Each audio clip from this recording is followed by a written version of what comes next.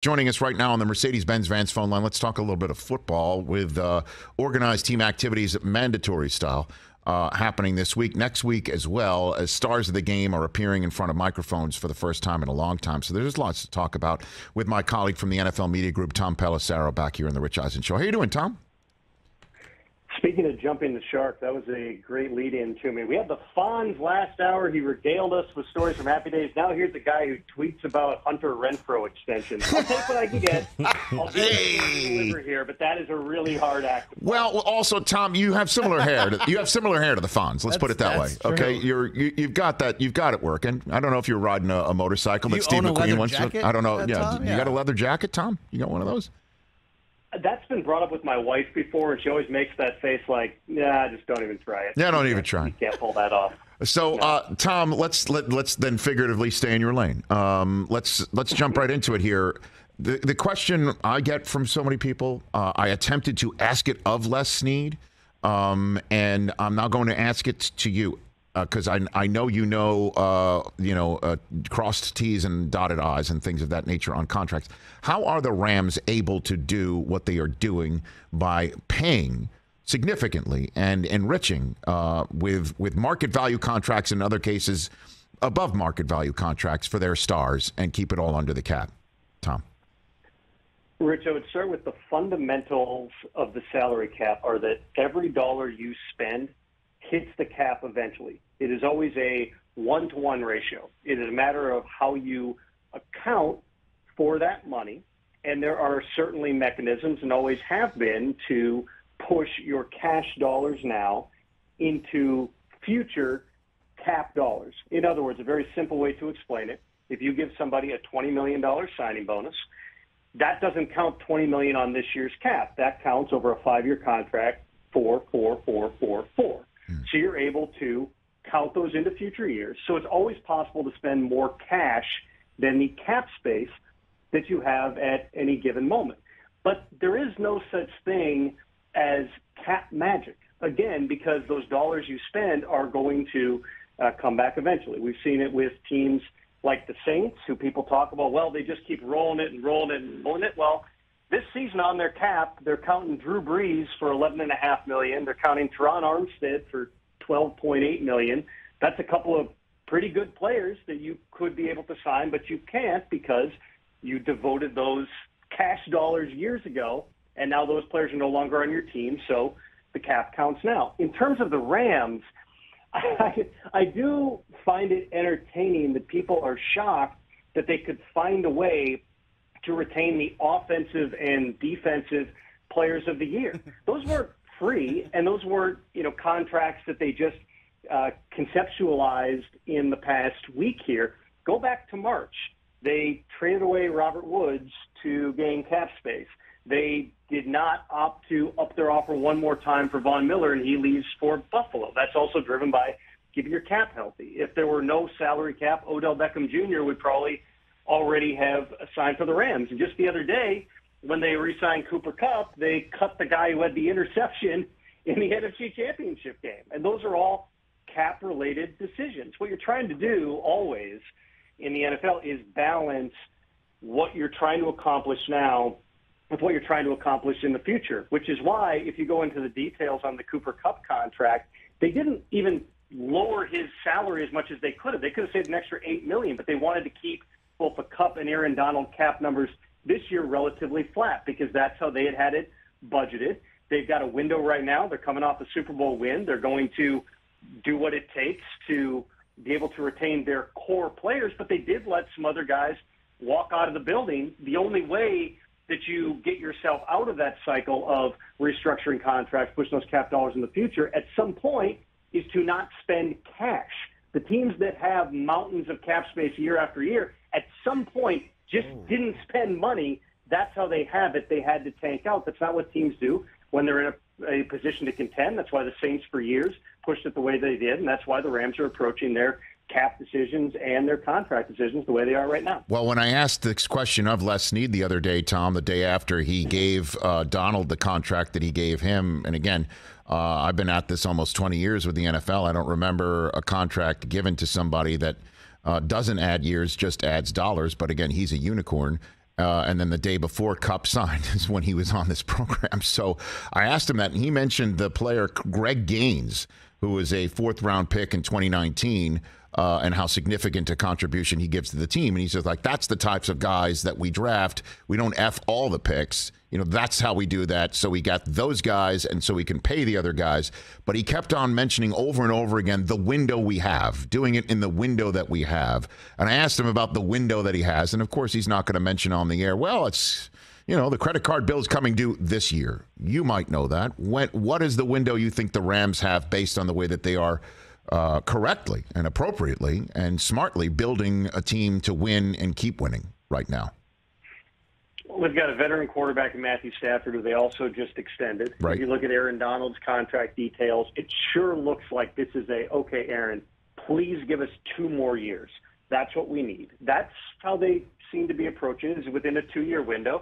But again, it's not as if the window then slams shut. Right. Maybe you don't have Aaron Donald anymore, but you've still got really good players in Cooper Kupp. We've seen quarterbacks play for a long, long time, and you wonder if Matthew Stafford continues to improve as he did over the course of the last season and played his best down the stretch and into the playoffs. He may decide that he's willing to keep playing. You have to consider Sean McVay as a part of this, too. There is no salary cap for coaches.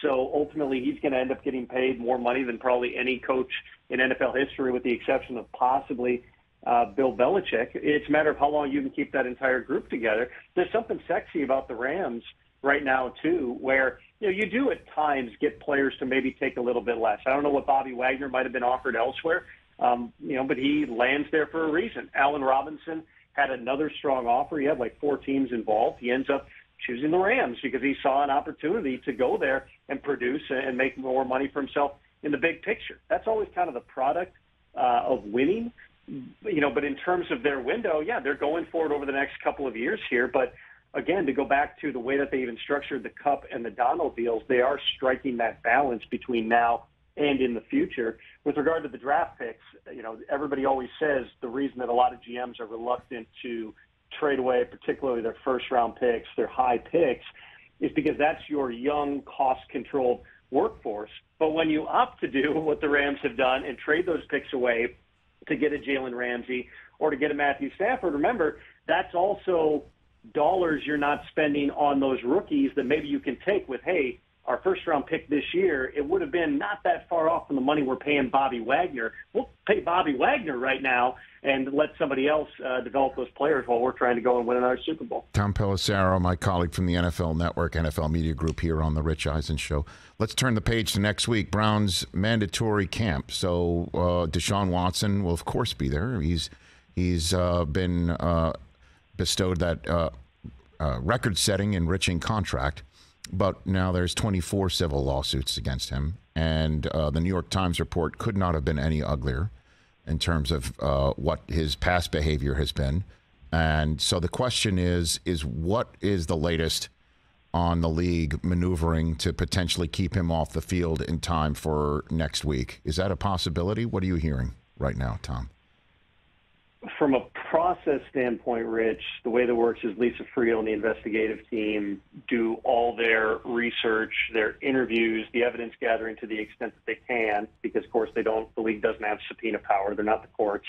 And then turn over that information. In the past, it would have been to Roger Goodell. Now, under the 2020 CBA, which really has not applied in a case like this, Article 46 bestowed the power of personal conduct discipline upon a jointly appointed arbitrator and not on Roger Goodell for the initial disciplinary decision. So now Friel will turn over that information, again, just from a process perspective, this is for all cases, to an arbitrator who would make a disciplinary decision barring some type of settlement that potentially could be reached in advance of that. But that's for the season, and that's for the season, Tom. I'm talking about there's a commissioner's exempt list that has been used on players before matters like the one that you're discussing have been solved. Right. The exempt list. There's 2 ways you can apply the exempt list. One is if you have a felony charge or a crime of violence that you are charged with. In this case, Deshaun Watson has not been criminally charged. The second version is if the evidence leads the commissioner to believe that such an act or such a violation of the personal conduct policy may have occurred. So it would be unwise, to say the least, for me to speculate on what, if any, evidence the league has collected that might push them to use the commissioner's exempt list on Deshaun Watson. Let's remember that they did not use it last year, despite whatever speculation occurred. That was a Houston Texans decision to wait it out and they hoped it actually came through, have the criminal cases resolved, and then be able to get maximum compensation. But you still have the 24 civil cases, that are persisting here. In the past, when you look at all the players who have been placed on the commissioner's exempt list, whether that's Adrian Peterson, Greg Hardy, Josh Brown, Reuben Foster, DeAndre Baker, Quentin Dunbar, Cody Latimer, they've all been charged. The only exception in a higher profile case that jumps out at me was Kareem Hunt, who of course was on video that was widely circulated, punching and kicking a woman, which made that a fairly, again, to go to the second criteria, that's a fairly obvious, a violation of personal conduct policy may have occurred. There's not a precedent for using the exempt list with civil matters, but there's also not a precedent for one of your highest profile players being accused by 24 different women in civil lawsuits, plus additional women in the criminal cases that did not ultimately yield a charge, as well as other women who have spoken to various media outlets. There's no precedent for any of this, and that's one of the difficult pieces of this when it comes to an exempt list decision or an eventual disciplinary decision. We've not seen, anything close to, everyone keeps bringing up the Trevor Bauer comparison to Major League Baseball. There's never been a 2-year, that type of personal conduct suspension. But again, this is a rare case. And because the arbitrator, not the commissioner, is now under the CBA responsible for making that initial disciplinary decision, people I've talked to who are very familiar with the inner workings of these processes say there is an element of the unknown of exactly where that person is going to land in terms of discipline, if any, for Deshaun Watson. Well, Baker Mayfield, last one before I let you go. Baker Mayfield has been already excused for next week. Makes complete sense. But again, I don't understand why he's still on the roster. Is he still there as Watson suspension insurance? Could that be possible? I don't think there's any way to put the Mayfield genie back in the bottle in Cleveland, but I'm not in the front office with any thoughts or have a window into their thinking. I wonder if you do. What do you have for me on that? I would say until the day that Baker Mayfield is not a member of the Browns, any scenario is possible, but Baker Mayfield has made it abundantly clear to the Browns since before even they had made the trade for Deshaun Watson that he does not want to be in Cleveland, that he felt like he was misled, to say the least, by members of the organization with regard to his future. He does not intend to play there again. And if the Browns are thinking about this realistically, I would fairly tell you that they probably are not under any illusions of how easy it would be to mend that fence. Now, if you got to the point that Deshaun Watson were suspended for a season or more, there is a case to be made, at least from an intellectual standpoint, that Baker Mayfield's best chance to revive his career and his earning power is to play 1 year with the Cleveland Browns as opposed to 1 year with the Carolina Panthers or the Seattle Seahawks or whatever team he potentially could go to, because the Browns are pretty talented. They got a couple of really good running backs. They traded for Amari Cooper. They've got playmakers on the defensive side of the ball. They're a team that's really built to win. But, those are, I would say, at this point, still long shot types of possibilities. It's just there's so many moving pieces right now between the Deshaun Watson situation and the Baker Mayfield situation. Rich, I would tell you this. I'm not big into making predictions. If I'm predicting right now, I would certainly not anticipate Baker Mayfield is still on the roster come the start of training camp. But again, as long as he is still on the roster, which he is as of this moment on June 10th, you just can't rule anything out. Tom, thanks for the time. Greatly appreciate it. Let's connect during the summer, if not before the end of this month. I've got lots more questions. Thanks for the time. You got it, Rich. Anytime. That's Tom Pelissero, at Tom Pelissero on Twitter. A must follow. A must follow. I follow him. You should as well.